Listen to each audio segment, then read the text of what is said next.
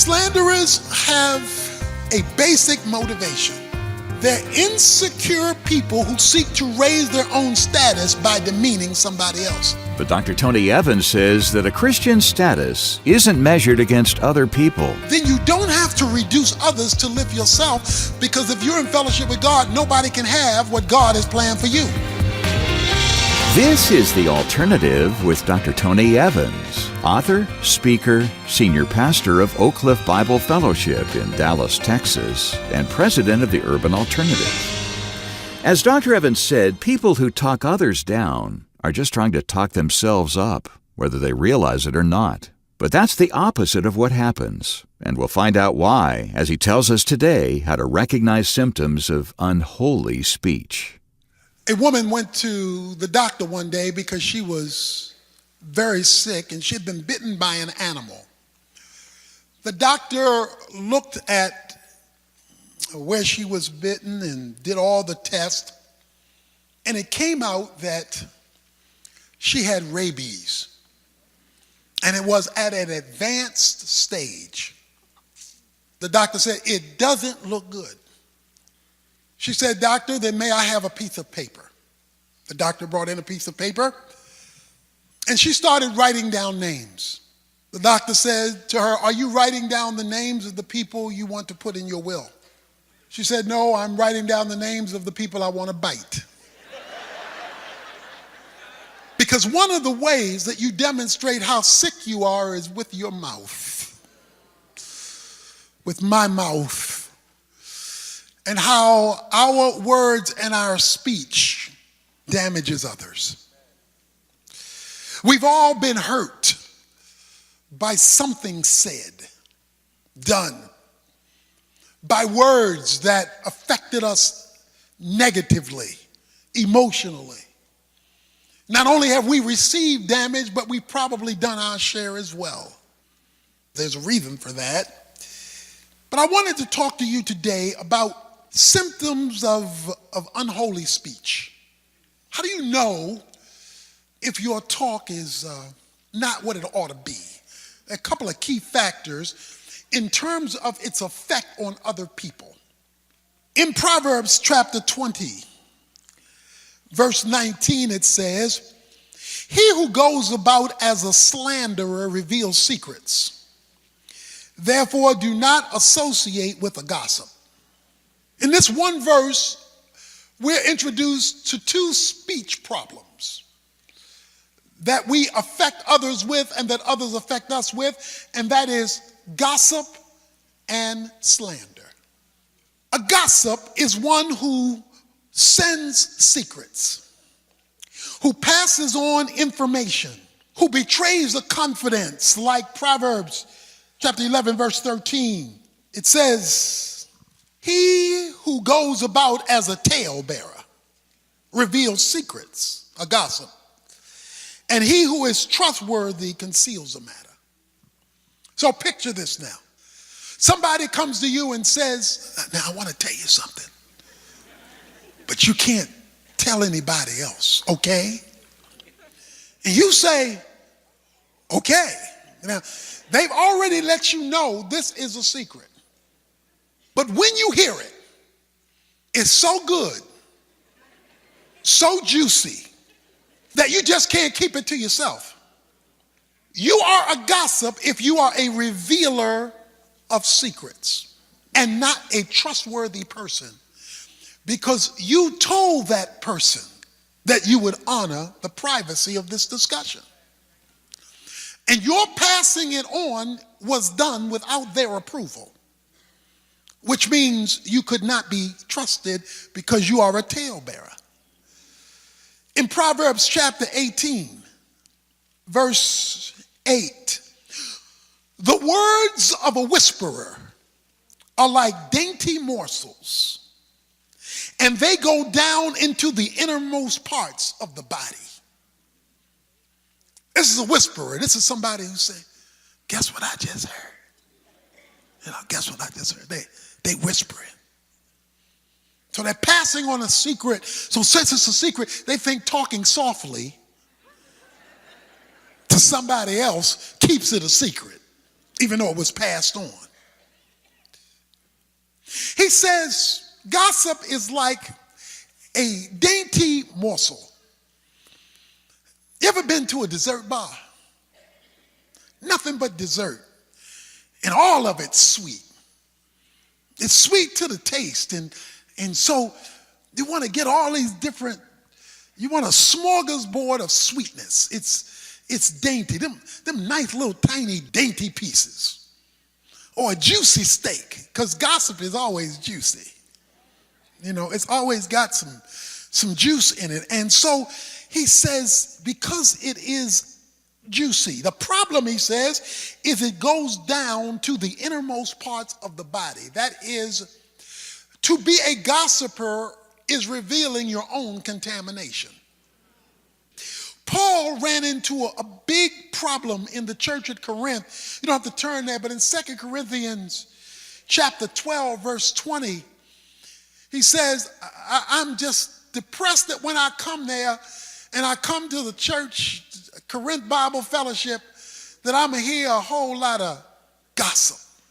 He was concerned that this was a gossiping church. And of course, church is where you can find you some gossip now.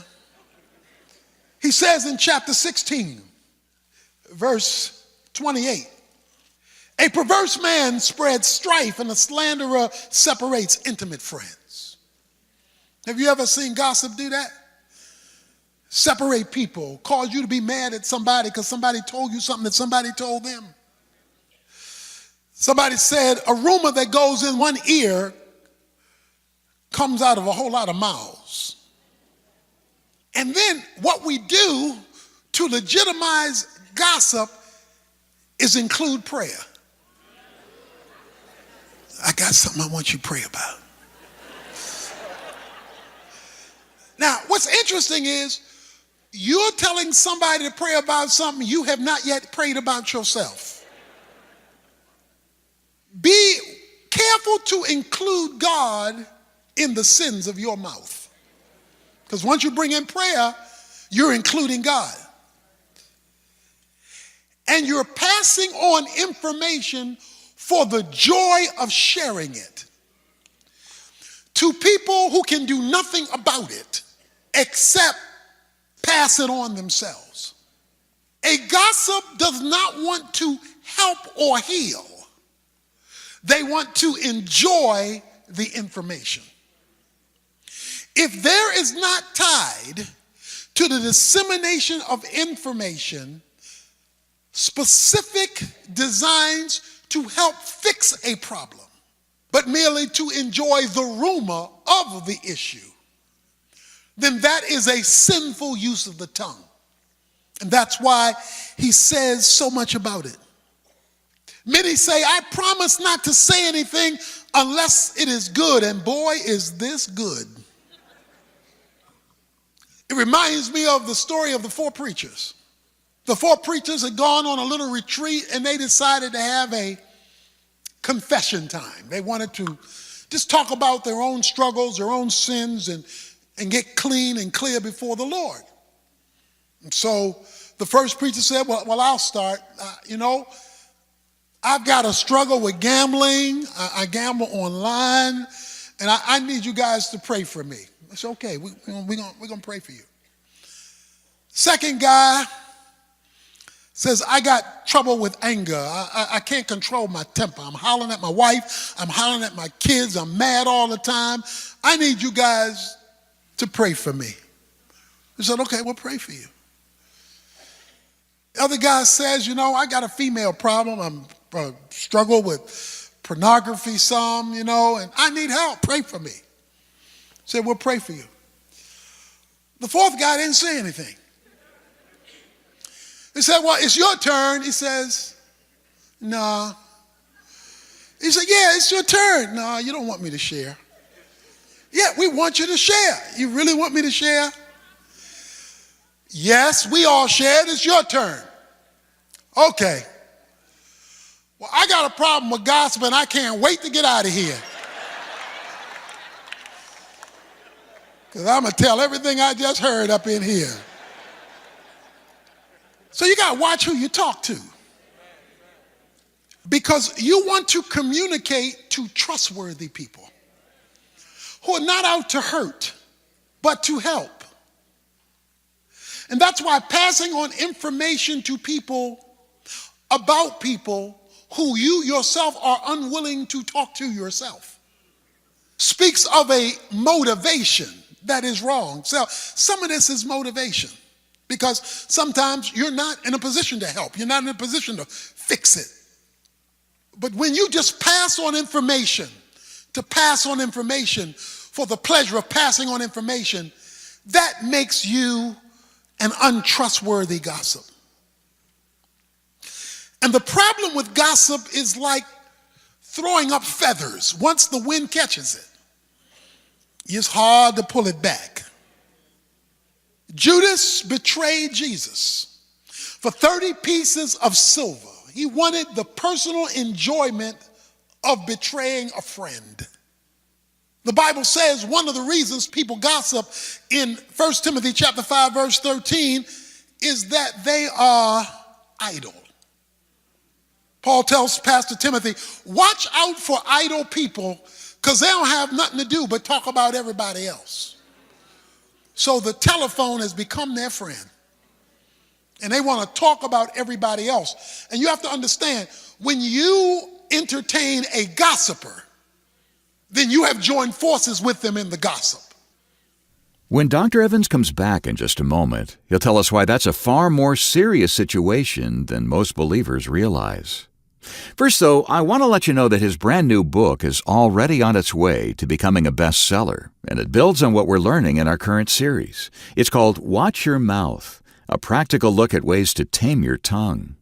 As we've been hearing, the things we say can sometimes be as destructive as dynamite. But our words can also bring blessing, encouragement, and healing to the people around us. This book will teach you the lesson that every superhero has to learn, to use your powers for good. This life-changing book has just been released, but you can get it today as our gift to you when you come alongside The Alternative and support Tony's ministry with a contribution of any amount. This offer runs out next Tuesday, so be sure to visit us at tonyevans.org right away and make the arrangements. Or call our 24-hour resource request line at 1-800-800-3222. I'll have that information again for you later on, but right now here's Dr. Evans with more of today's message. In Romans 1, the word gossip is put next to the sin of homosexuality. Now, we would say about the sin of homosexuality, ooh. But being a gossip, well, everybody does that. In other words, God doesn't do it. In fact, let me turn to Romans 1. Because in Romans chapter 1, he talks about the unnatural use of men with men and women with women in verses 26 and 27. Then he says in 28, and just as they did not see fit to acknowledge God any longer, God gave them over to a depraved mind to do those things which are not proper, being filled with all unrighteousness, wickedness, greed, evil, full of envy, murder, strife, deceit, malice. They are gossips. But wait a minute, notice, he didn't just include gossips in the list. He said all these other things are true because they are gossips. So he says, if gossip is how you roll, he says that's because you have a depraved mind, you're full of unrighteousness, you're full of wickedness, you're full of greed, you're full of envy, you're full of murder, you're full of strife, you're full of deceit, because you're a gossip. So gossip have a whole bunch of stuff wrong with them, not just gossiping.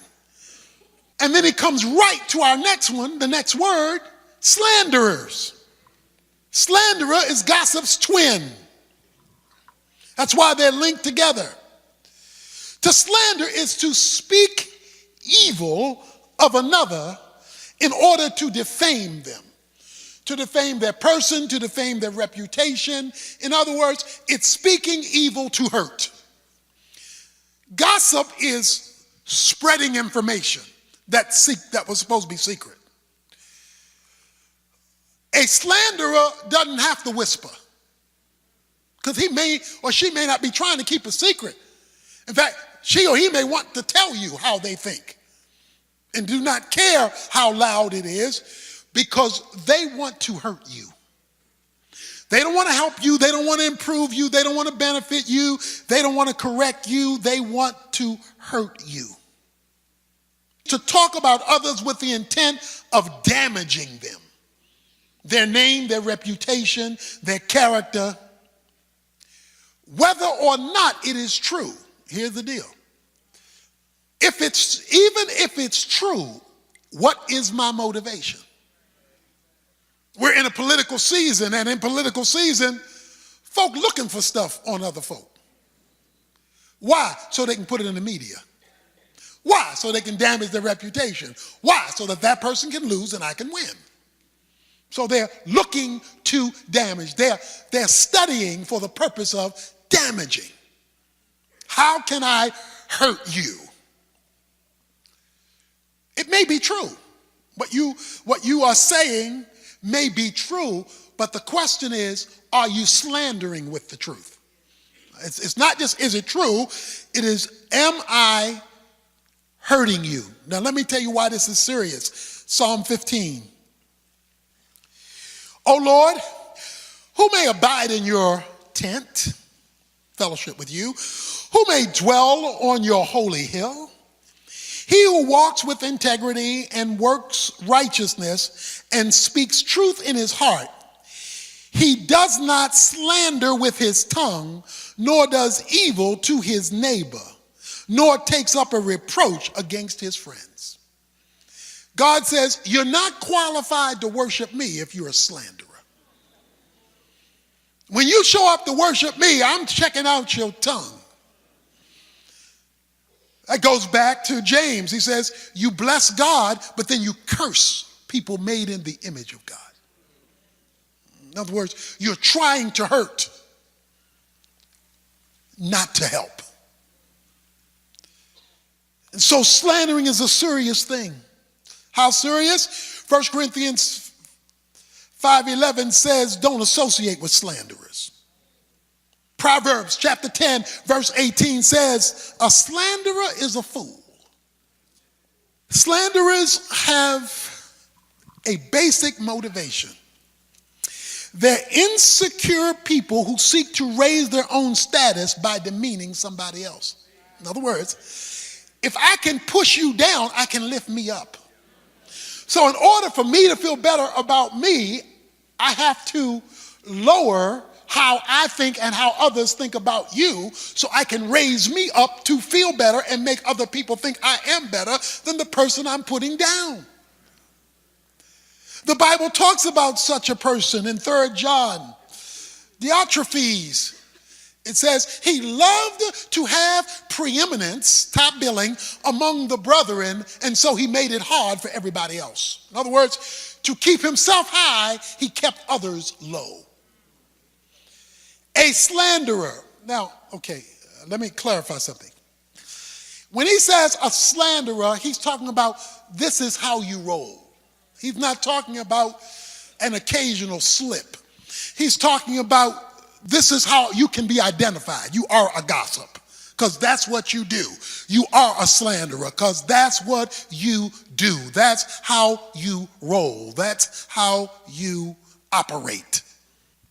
See, once you know the truth that promotion comes from God, Psalm 75 verses 6 and 7, or Isaiah 14 verse 27, then you don't have to reduce others to lift yourself, because if you're in fellowship with God, nobody can have what God has planned for you.